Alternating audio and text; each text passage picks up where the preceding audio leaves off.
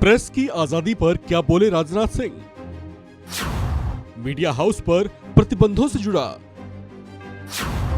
क्या बयान दिया रक्षा मंत्री राजनाथ सिंह ने?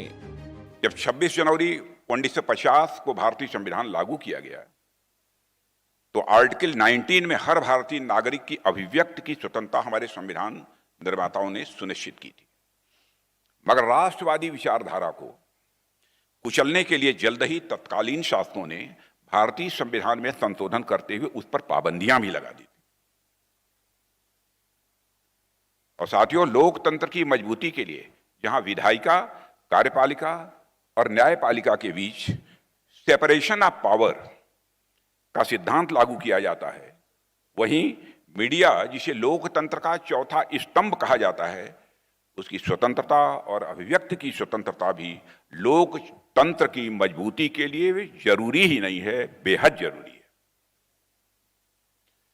हमारे संविधान निर्माताओं ने आर्टिकल 19 के माध्यम से यह इंश्योर भी किया था, यह सुनिश्चित भी किया था।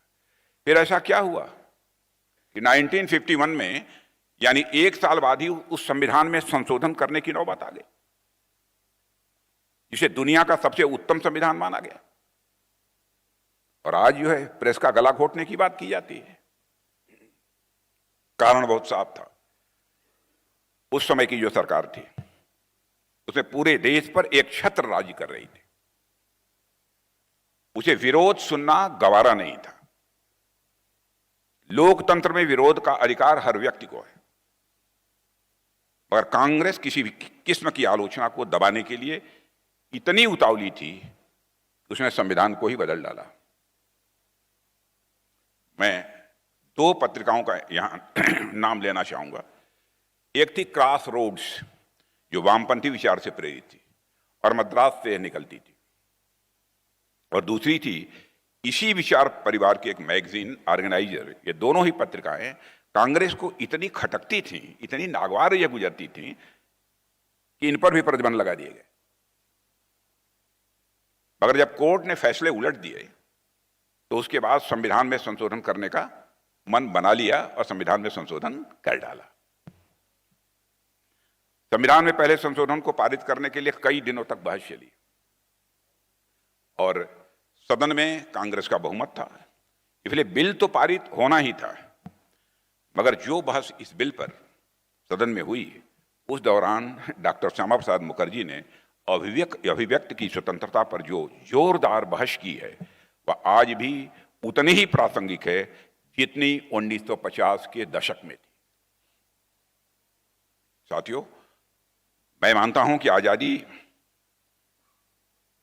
कि आजाद भारत में अभिव्यक्ति की स्वतंत्रता को लेकर जिस तरह की वकालत डॉक्टर श्यामा प्रसाद मुखर्जी ने की है, वह अपने आप में बेमिसाल है।